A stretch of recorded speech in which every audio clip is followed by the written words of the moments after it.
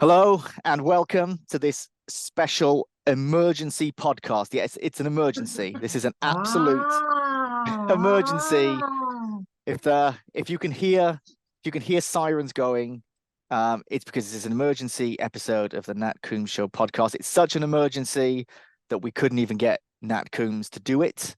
So instead, you've got me, Ben Isaacs, but most importantly, we've got Mike Carlson. That's super important right now because the main focus of this special emergency podcast is the fact that Bill Belichick and the New England Patriots have parted ways. I'm not going to say he's stood down. I'm not going to say he's been kicked out the door. I think it is a sort of mutual thing, but he's been there for 24 seasons. He's won 6 Super Bowls. He's won more games as a Patriots head coach as every other Patriots head coach combined. In fact, it's not even close. He's got quite a big lead there.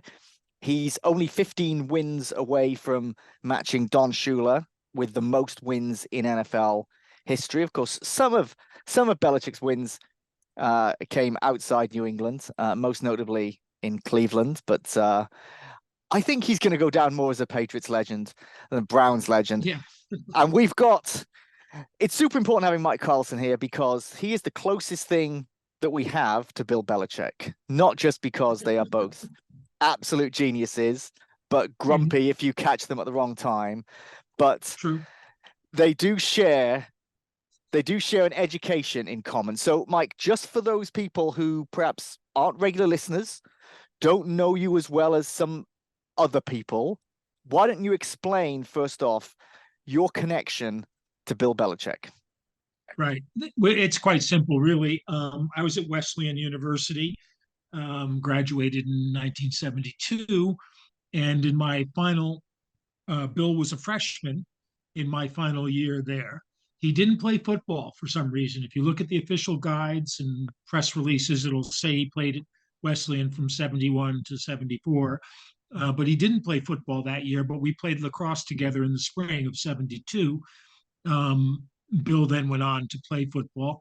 Um, According to the coaches who were there, he basically acted as another coach and graduated in 75. So I didn't know him well, but we did play lacrosse together for that whole season. And my connection was good enough when Nat and I went in 2007 to preseason to get me a interview before his morning press conference with the beat writers, an exclusive one-on-one. And that became literally a story in the Boston papers the next day because Bill never gave one-on-one interviews and had to explain the whole story. So it was in the Herald and it was in the Globe. And my moment of fame in Boston came from Bill. Now, something I want to say about Bill Belichick before we really get into his career, and we've got so many questions that so many of you have sent in, which is absolutely lovely. But Bill Belichick developed a reputation as being quite grumpy. He's like he didn't have a sense of humor. He didn't want to talk. And I felt that none of those things were actually really true. And there was a fantastic NFL Films documentary made with Showtime about maybe 15 years ago about the AFL. And it was called Full Color Football. And it's a wonderful celebration of the AFL. And Bill Belichick was one of the talking heads on that. And it was like, if you got him talking about him growing up watching the AFL and you put a microphone and a camera in front of him, he wouldn't stop talking. And a clip that's been doing the rounds today from when he basically gave a 10-minute history of special teams positions because somebody asked him about long snappers and he just wanted to talk about the history of special teams. He grew up a football historian. His father had a full library of NFL history books, over like 100 books. And Bill Belichick, if nothing else, he is a historian. He loves the sport. And I haven't interviewed Bill Belichick, but I did interview Jose Mourinho, and I was told in advance about, oh, he's so grumpy. And I'd seen him in press conferences, and I thought, oh, God, this guy's going to be a nightmare. But we had to talk about the World Cup.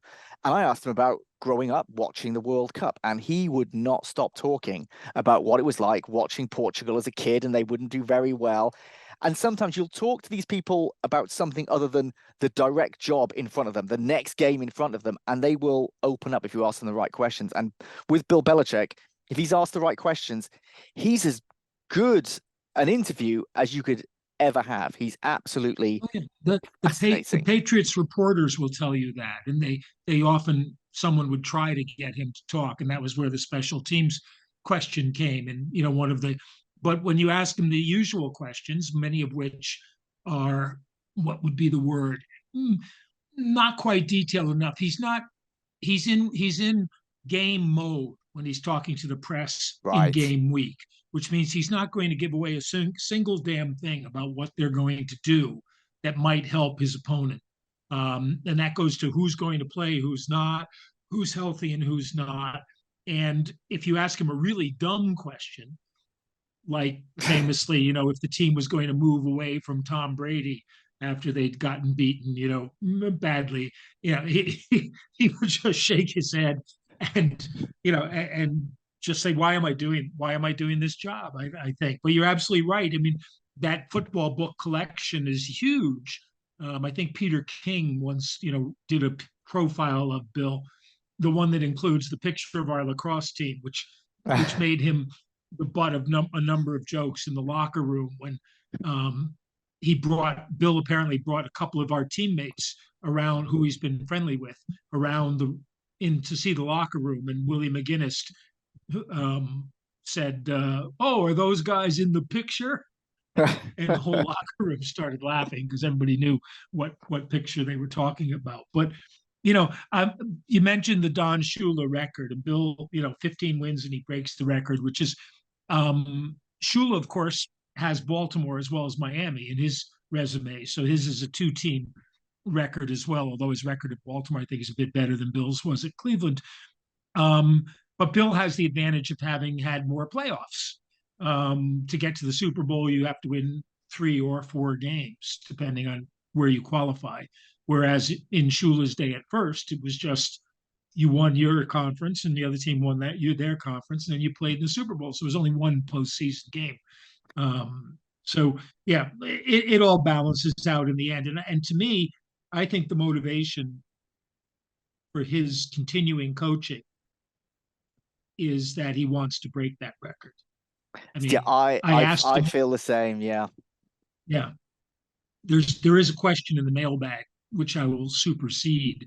But someone asked what he will do, whether he takes his boat out off Nantucket for the rest of his life, which I think is highly unlikely because I don't think he really wants to relax, or whether he coaches lacrosse. And I don't think that's highly likely, but I did ask him my final question in that interview was, if you weren't a football coach, what would you be doing? And he just instantly just said coaching lacrosse.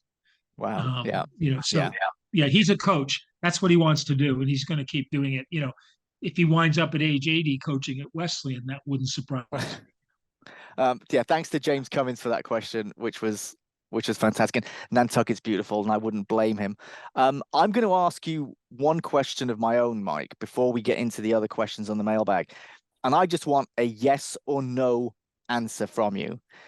Is Bill Belichick the great? There's a first for everything. Yeah, yeah. I'm gonna be strict. I think I know what you're gonna say, but I'd really like your opinion on it. Straightforward. Is Bill Belichick the greatest NFL head coach in history? I'd say yes.